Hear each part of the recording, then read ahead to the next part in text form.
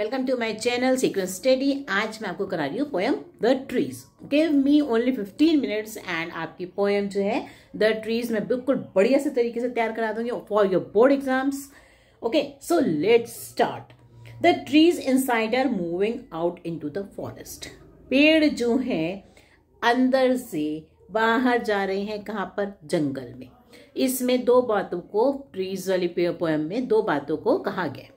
पहले नंबर पे जो ट्रीज हैं उनको क्या कहा गया है? उनको कहा है कि ये क्या है? वुमेन्स की तरह हैं जो कि अपनी क्या छोड़ के जा रही हैं? कन्फाइनमेंट में से बाहर निकल रही हैं, बंधनों में से बाहर निकल रही हैं। कोई दो ये तीन वर्ड्स हैं, आपको याद करने हैं। कन्फाइनमेंट, रिस्ट्रिक्शंस या टैबूज या डिस्क्रिमिनेशन या प्रेजुडिस। इन वर्ड्स को आप रिवाइज, सिर्फ ये वर्ड्स इंपॉर्टेंट हैं। ये 5 वर्ड्स अपने दिमाग में फीड कर लेनी है कि इस पोएम से, ठीक है ना। तो वो जो औरतें हैं, मतलब उन ट्रीज को जो है ये कहा गया है कि वुमेन की तरह कि जो अपनी क्या कर रही हैं, अपनी कन्फाइनमेंट में से निकल रही हैं और अपनी बाहर निकल के आज़ादी प्राप्त करना चाहती हैं, फ्रीडम चाहती है वो, ठीक है ना। दूसरा पॉइंट ट्रीज को इस पोएम में ये भी दिखाया है कि हम नेचर को जो है, इंसान ने क्या कर रखा है, नेचर को अपने तरीके से हैंडल करने की कोशिश कर रहा है, उसको दबाने की कोशिश कर रहा है नेचर को। तो ये कहना चाह रहे हैं कि हम नेचर को नहीं दबा सकते, है ना। तो 3 बातें हैं। Neither we can pressurise nature nor human beings and not animals. We cannot keep the nature, animals और human beings, specially women, in confinement, ठीक है ना। तो जो नेचर में क्या है, हम क्या कर रहे हैं? जंगल काट रहे हैं और पेड़ पौधे तो अपने घर में लगा रहे हैं, ठीक है ना। तो जंगल काट रहे हैं तो पेड़ पौधे जब क्या हो रहा है, अपने घरों में उनको क्या कर रहे हैं, मतलब से उनको अपने नेचर को कन्फाइन करने की कोशिश कर रहे हैं अपने घरों में। तो वो नहीं हम कर सकते, ना ही हम वुमेन्स को क्या कर सकते हैं, अपनी उनकी आज़ादी को छीन सकते हैं, उनको दबा के रख सकते हैं। तो वो बात भी हम नहीं कर सकते। तो अब देखो स्टार्टिंग करते हैं। तो इसका जो मेन थीम है पोएम का वो यही है, ठीक है। The trees inside are moving out into the forest. पेड़ वहीं जा रहे हैं जहां उनकी जगह है। पेड़ों की जगह कहाँ है? जंगलों में है। The forest that was empty all these days. अब हमने नेचर को तो दबाने की कोशिश करी, उसको कन्फाइन करने की कोशिश करी, और इसकी वजह से क्या हुआ कि जंगल क्या हो गए? कट गए। अब जब जंगल कट गए तो क्या हुआ? वे नो बर्ड कुड सिट। तो जहाँ पे चिड़िया बैठती थी, पेड़ों पे तो चिड़िया बैठती हैं, जंगलों में पेड़ों पे चिड़िया बैठती हैं, उनका घोंसले बनाती है, वहाँ रहती हैं। तो वो क्या हुआ? नो खत्म हो गए। No insect hide. अब जब पेड़ों के छोटे छोटे वो क्या होते हैं, छेकों में क्या रहते हैं, बहुत सारे कीड़े मकोड़े अपना घर बना लेते हैं, उसकी बार्क में, उसकी छाल में। अब जब वो ही नहीं रहेगी, पेड़ ही नहीं होंगे, तो इंसेक्ट्स जो है अपना घर कहाँ बनाएंगे? नो सन बरी इट्स फीट इन शेडो। अब देखो क्या होता है, जब पेड़ों में से सूरज भी जो है उसकी अपना क्या करता है, वो कहते हैं खेल करता है। कैसे खेल करता है? उसकी जो रेज आती हैं वो पेड़ों की ब्रांचेस में छन छन के आती हैं, तो वो शेडो बनाती हैं, शेड्स बनाती हैं। अब क्या हुआ, जब पेड़ ही नहीं है तो कैसे शेडो बनेगी? और सन जो है अपनी, उसके फीट क्या है? उसके फीट जो है उसके क्या दिखाया है? शैडोज है, उसकी रेज है। जो रेज है, सन की रेज है, वो क्या है? फीट है। तो वो जो फीट है, अब वो अपनी शैडोज भी नहीं बना सकते, ना ही शेड्स बना सकते हैं, ठीक है। The forest that was empty all these nights. अब ये जो जंगल थे पूरी रात जो कैसे थे, मतलब इतने ये क्या थे? खाली थे जंगल, क्योंकि पेड़ तो चले गए। Will be full of trees by morning. अब ये सुबह तक के किससे भर जाएंगे? पेड़ों से भर जाएंगे। अब देखो इसमें जो पोएटिक डिवाइसेस है, एक पर्सोनिफिकेशन आप करेंगे, क्योंकि ट्रीज हैव बीन कैसे दिखाए गए? पर्सोनिफाइड किया गया। और भी बहुत चीजों को पर्सोनिफिकेशन हुआ है। देखो जैसे कि द सन बरी इट्स फीट। अब सन जो है उसके पैर बताए हैं, फीट बताए हैं, तो इसका मतलब कि सन को भी क्या करा गया? पर्सोनिफाई किया गया, ठीक है। उसके बाद आता है हमारा अब देखो रिपीटिशन, देखो इसमें रिपीट भी कर रहे हैं वो वर्ड्स को। तो जो रिपीटिशन होता है उसको, जैसे वर्ड है हमारे फॉरेस्ट आ रहा है यहाँ पर, फॉरेस्ट फिर दूसरी लाइन में भी आ रहा है, तो यहाँ पे क्या है? रिपीटिशन भी है इस पैसेज में। अब इसी में पैसेज के अंदर आपको और कौन सा पोएटिक डिवाइस दिखाई देगा? एनाफोरा। एनाफोरा कौन सा डिवाइस होता है जिसमें वर्ड क्या होता है? रिपीट करता है, मगर बिल्कुल स्टार्टिंग में लाइन की, ठीक है। जैसे नो इंसेक्ट नो सन, तो नो जो है बिल्कुल स्टार्टिंग में आ रहा है, ठीक है ना। नो इंसेक्ट नो सन, तो नो आ गया ना दोनों में। तो ये जब अगर कोई लाइंस जो हैं दो लाइनों में अगर स्टार्टिंग का वर्ड सेम हो तो हम उसको एनाफोरा पोएटिक डिवाइस कहते हैं, ठीक है। तो इसमें पर्सोनिफिकेशन, रिपीटिशन, एनाफोरा, तीन जो है पोएटिक डिवाइसेस हैं, ठीक है। अच्छा अब देखो आगे, all night the roots work, पूरी रात जो है जड़ों ने काम किया, तो ये भी क्या है, पर्सोनिफिकेशन है, ठीक है। To disengage themselves from the cracks, अब देखो क्रैक तो पड़े हुए हैं क्योंकि जड़ें जब हम क्या होती है, जड़ें होती है ना पेड़ की जो नीचे नीचे जाती रहती हैं तो वो फर्श को तोड़ती चली जाती हैं, ठीक है ना, अपनी जान लगाती रहती है, फर्श टूटता जाता है पर टूटने की बजाय ना उसमें क्रैक पड़ते चले जाते हैं। जो क्रैक पड़ गए हैं तो उसका फायदा उठा रही हैं वो जड़ें, क्योंकि अब उनको थोड़ा सा रास्ता क्या हो जाएगा, आसानी से मिल जाएगा निकलने का। इन द वरांडा फ्लोर, कहाँ पर है वो जड़ें, वो वरांडा के फर्श के ऊपर आ चुकी हैं और वरांडा के फ्लोर पे क्या पड़ चुके हैं, क्रैक्स पड़ चुके हैं। The leaves स्ट्रीन towards the glass, और पत्तियां जो हैं, अब देखो पेड़ है, पेड़ में पत्ती भी होंगी, पत्तियां भी होंगी और साथ में ब्रांचेस भी होंगी, तो ये जो पत्तियां हैं ना ये किधर किधर जा रही हैं, जो बाहर क्या होंगे कि मतलब खिड़कियां होंगी, तो खिड़कियों पे क्या लगा होता है, शीशा लगा होता है, तो वो क्या कर रही हैं, वो चल रही हैं, जो लीव्स हैं वो ग्लास की तरफ चल रही हैं। स्मॉल ट्विग्स, छोटी छोटी ब्रांचेस, स्टिफ विद एक्सर्शन, अब वो इतनी मतलब मेहनत कर चुकी है बाहर निकलने के लिए, तो ये जो छोटी छोटी ब्रांचेस हैं वो कह रहे हैं बड़ी क्या होगी, थक गई हैं, थक के ये कैसी हो चुकी हैं, स्टिफ हो चुकी हैं, अकड़क हो गई हैं, ठीक है। लॉन्ग क्रैम्प्ड बोस, बोस क्या होती है, बड़ी बड़ी ब्रांचेस, तो ये जो लंबी लंबी क्रैम्प्ड मतलब क्या हो चुकी है, ये भी इनके अंदर क्या हो चुका है, अब जैसे देखो वो निकलने की बड़ी बड़ी ब्रांचेस कोशिश कर रही है बाहर, तो मगर छत आ गई, अब जब छत आ गई तो वो छत के ऊपर क्या करेंगी ना, वो छत को तो नहीं तोड़ पाएंगी रूफ को, तो वो क्या कर रही है ना, वो इधर उधर जैसे क्या होता है मतलब गोल घूम रही है, तो इस तरह से क्या कर रही है, वो टेढ़ी मेढ़ी हो गई है, सीधी नहीं रही, ऐसे करके टेढ़ी टेढ़ी करके रास्ता बना के बाहर जाने की कोशिश कर रही है।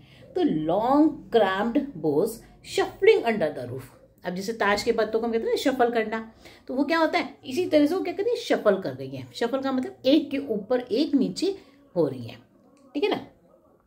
लाइक न्यूली डिस्चार्ज पेशेंट्स, अब देखो कैसे चल रही है ना, जैसे नए क्या हो, कोई पेशेंट है, अब उसकी छुट्टी हो गई मरीज की, तो वो क्या करता है, हॉस्पिटल से निकलता है, अब इतना मजबूत तो नहीं हो गया ना वो हॉस्पिटल से एकदम निकलते ही कि भैया वो तो एकदम भाग भाग के चलना शुरू हो जाएगा, है ना, उसका क्या होगा ना, अभी दवाइयाँ दी हैं, इंजेक्शंस लगे हैं, तो ऐसे ही थोड़ा धीरे धीरे ही चलेगा, क्योंकि अभी उसको दवाइयों का असर है। तो जैसे पेड़ उस पेशेंट को अभी दवाइयों का असर होता है तो वो ऐसे ही चलता है स्लोली स्लोली, तो ये भी ऐसे ही चल रही हैं, कहाँ पर, उस दरवाजे के बाहर निकलने के लिए, ठीक है ना। तो घर के दरवाजे की तरफ, डोर्स की तरफ जा रही हैं ब्रांचेस, जैसे कि क्या हो, मरीज हो जो पेशेंट से निकल मतलब जा रहा हो, पेशेंट जो है जब उसको छुट्टी मिल जाती है तो वो जा रहा है, तो इसमें भी क्या आ गया, देखो कंपैरिजन आ गया, अगर लाइक लिखा है तो आपका सिमिली हो जाएगा, अगर लाइक नहीं लिखा तो आपका मेटाफर हो जाएगा, तो ये पोएटिक डिवाइस लगेंगे, ठीक है ना।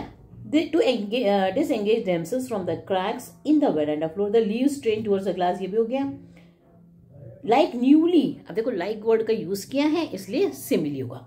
Like newly discharge patients half dazed moving to the clinic doors, ठीक है। अब नेक्स्ट पे आओ, आई सिट इनसाइड डोर्स, कौन बैठा है, जो लिखने वाली ये पोएटेस है, ये अंदर बैठी है, ठीक है। ओपन टू द वरांडा, अब वो अंदर बैठी है और उसको बाहर वरांडे में सीन दिखाई दे रहा है, और तो इसके अंदर हम आप क्या कहेंगे ना, इमेजिनरी भी है। इमेजिनरी क्या होती है कि भाई ऐसा लगता है कि जैसे हम अपनी आंखों से सब कुछ देख रहे हैं, इमेजिन मतलब ऐसे लग रहा है कि जैसे सचमुच पेड़ चल के जा रहे हैं, है ना। तो इस पोएम में पूरा क्या है, इमेजिनरी का भी यूज हुआ है, वो भी एक पोएटिक डिवाइस है। अब देखो, I sit inside doors open to the veranda writing long letters, अब वो कह रही मैं बड़ी बड़ी लंबी लंबी चिट्ठियां लिख रही हूँ, in which I scarcely mention the departure of the forest from the house, तो कह रही इसमें जो है, जो लंबी लंबी चिट्ठियां लिख रही हूँ इसमें मैं कोई जिक्र नहीं कर रही हूँ, चुपचाप देख रही हूँ कि कैसे पेड़ जो है बाहर निकल के जा रहे हैं, मतलब कि कैसे उड़ते जो है एक मूवमेंट की तरफ, मूवमेंट करके मतलब इकट्ठे हो गई हैं तो मूवमेंट की तरह वो बाहर निकल कर जा रही है अपनी आज़ादी के लिए, ठीक है ना। आगे देखो, द नाइट इज फ्रेश, पूरी रात उसने कैसे बताइए, फ्रेश है, ठीक है ना, आसमान मतलब साफ है। द होल मून शाइन्स, और पूरा चांद चमक रहा है। इन अ स्काई स्टिल ओपन, किसमें, आसमान में, जो अब स्टिल ओपन होता है, अभी आसमान बिल्कुल खुला हुआ है, ठीक है, और उसमें चांद चमक रहा है। The smell of leaves and lichen, अब किसकी खुशबू है, लिचन्स, मतलब कि अब पत्तियों की और जो पेड़ों की अंदर से क्या आ रही है, खुशबू जो आ रही है वो अभी तक की फैली हुई है। Still reaches like a voice into the rooms, और वो कैसी आ रही है, जैसे हम किसी को बुलाते हैं तो उसकी आवाज़ एक कमरे से दूसरे कमरे में जाती है, इसी तरह से वो खुशबू भी जो है आवाज़ की तरह एक जगह से क्या हो रही है, दूसरे कमरे में आ रही है। माई head is full of whispers, अब वो कह रही है मेरे दिमाग में क्या हो रहा है, मेरा दिमाग जो है भर गया, किससे भर रहा है, आवाज़ें सुनाई दे रही हैं पेड़ों की जाने की, उनकी फुसफुसाहट की। तो वो फुसफुसाहट क्या है, या तो किसकी बात है, वो जो औरतें हैं जो वो जा रही हैं अपने लिए, और ट्रीज़ की आवाज़ें हैं, ट्रीज़ जो वो बाहर जा रहे हैं और अपनी किसके लिए, फ्रीडम के लिए, और उस जगह पे जहाँ पे उनका असली घर है।